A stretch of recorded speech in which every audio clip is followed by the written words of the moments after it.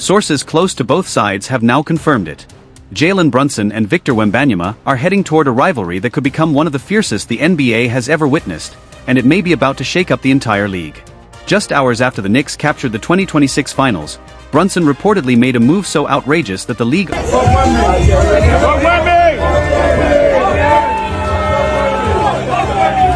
And the wildest part? Brunson was nowhere near finished. Just wait until you hear the unbelievable comment he made about Wemby's entire career. For 2 straight years, NBA media pushed this polished story that Jalen Brunson and Victor Wembanyama shared a friendly, respectful rivalry, but that carefully crafted image completely collapsed after a 6-second club video surfaced following the Knicks' 2026 championship win. In the clip, Brunson was right in the middle of a packed room of rowdy New York fans, leading a thunderous chant aimed at Wemby.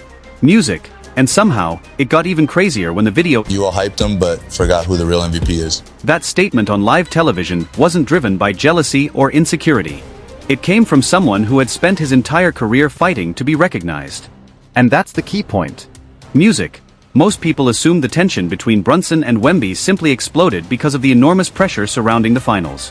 But once fans started digging through the regular season archives, they uncovered something much deeper. The league has spent years making it seem like this rivalry suddenly appeared during the finals, but its real backstory goes all the way back to March 29, 2024, during a chaotic matchup at the Frost Bank Center. Brunson was on another level that night, exploding for a career-high 61 points while putting on a ridiculous show for... we see, I've never seen so much greatness before. The season has been going on for just some months. For Wemby, it was simply about competing between the lines. Once the game was over, he tried to show respect toward Brunson, but by then, the damage was already done. Brunson had already viewed the entire situation as a personal insult and decided that whatever mutual respect existed between them was officially gone. And honestly, it's not hard to understand why. You can't disrespect a veteran's historic performance and then expect one friendly quote at a press conference to erase it. Actions speak louder than words, and Brunson understood exactly what that action meant. This wasn't some insecure veteran looking for attention. It was about basic NBA respect. When a player battles through everything to score a career-high 61 points, that game ball should... Not much you're going to be able to do about that if you're Mitchell Robinson, but you can see right here, Wemmy's telling him, I'm in your head, as he's going down the floor. This is what... Now here's going to be the interesting thing. And that was only one example among countless moments where New York players brought heavy physical pressure against Wemby throughout the series. Draymond Green even discussed it on his podcast during the finals, arguing that the Knicks were using overly aggressive defense because they were scared of allowing a 22-year-old to expose them on the biggest stage. On top of that, had the league officially handed Wemby a flagrant one for the incident involving Brunson, he could have been placed in serious danger of an automatic postseason suspension, especially since he had already accumulated flagrant points after a physical confrontation with Naz Reid in the previous round. But if you look beyond the hits, bruises, and on-court confrontations, there is... But at the end of the day, they don't have a dude. You gotta have a dude. You gotta have a 1A dude. And they're missing that at the end of the day if we're just getting down to brass tacks. Then, when New York went on to make an even deeper playoff run, reporters brought that old comment back up, and she didn't backtrack at all. Instead, she doubled down on live television and made it clear that she still stood firmly behind what she... I don't know why that's being brought, why everybody's so stuck on that. I said it 2 years ago. I stand by it. But the second New York finally captured the championship, Brunson's sister Erica jumped onto social media and brought that old criticism right back into the spotlight, posting it with a simple question about what everyone had to say now that her brother had actually won. From Brunson's perspective, Wemby represented a 7'4" superstar who received endless media attention and praise while Brunson had spent his entire career battling through the disadvantages that came with being undersized. And to be fair, nobody can deny that Wemby has worked extremely hard. His training, discipline, relentless preparation. He sat down looking visibly frustrated, skipped the usual scripted compliments about New York's defense, and boldly argued that San Antonio had actually controlled most of the series. According to the story, Wemby blamed the Spurs' own mistakes for the loss and suggested that New York had essentially benefited from their failures rather than genuinely dominating them. Then, just as the PR staff reportedly attempted to bring the press conference to an end, Wemby stood up, looked toward the media, and dropped the line, "See y'all never." Naturally, Brunson eventually saw the footage. The guy he already believed had disrespected him was now seemingly suggesting that his first championship had been nothing more than a lucky break. Whatever remained of Brunson's calm underdog image suddenly disappeared. That perceived snub became the perfect justification, in Brunson's mind, for leading a room full of loud Knicks supporters in a chant aimed at Wemby. But then came the twist: mainstream coverage allegedly overlooked while fans were busy choosing sides. As soon as the video exploded online, Spurs fans fired back, accusing Brunson of hypocrisy. They pointed out that Brunson and Josh Hart had spent much of the season using their own podcast to take shots at players around the league.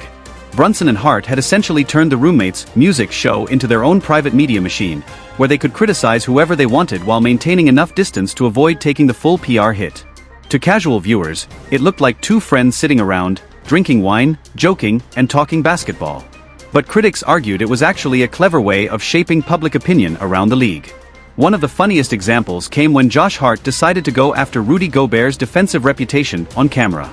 Hart leaned toward the microphone and told the music audience that Gobert winning Defensive Player of the Year was basically a joke because quick guards could expose him whenever he was dragged toward the three-point line. He even mentioned players like Drew Holiday and Bam Adebayo as examples of defenders he considered more versatile. Brunson, meanwhile, sat quietly beside him, wearing that familiar smile and sipping his water as if he had absolutely nothing to do with the conversation. It was a clever setup. Hart could deliver the criticism while Brunson remained seemingly untouched by it, allowing him to keep his clean-cut image while still benefiting from the message. Gobert eventually saw the clip spreading across TikTok and clearly wasn't interested in allowing two podcast hosts to destroy his reputation without answering back. That turned their next matchup at Madison Square Garden into one of the season's most heated games. During a frantic battle for a rebound beneath the basket, all that tension finally exploded into what looked like a wrestling match on the floor. Hart appeared to shove Gobert and tangle with him during the scramble, leading officials to review the sequence and eventually issue him a flagrant 1 foul. But the best moment came afterward when Gobert openly addressed the Knicks in his post-game interview, telling reporters that certain players around the league should spend less time talking tough on independent media platforms and more time proving themselves with physical defense on the court. Yet the most shocking part of the entire saga is how far this Brunson-Wemby tension supposedly spread beyond those two players. That same toxic atmosphere became a major reason the 2026 finals turned into a worldwide spectacle and reportedly destroyed modern television viewing records.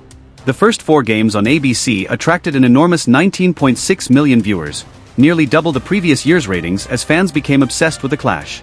It was reportedly the most-watched championship series since Michael Jordan's legendary final shot against Utah in 1998.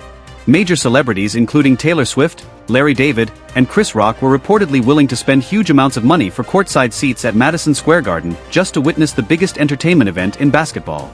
ESPN and Fox Sports quickly recognized that this personal animosity was essentially an endless source of content for their daytime debate shows. Networks amplified the rivalry, transforming what could have been a normal championship matchup into a supposed life-or-death basketball war before the opening tip. The contrast was irresistible. The bright lights and massive media spotlight of New York against a 7'4" international phenomenon representing San Antonio.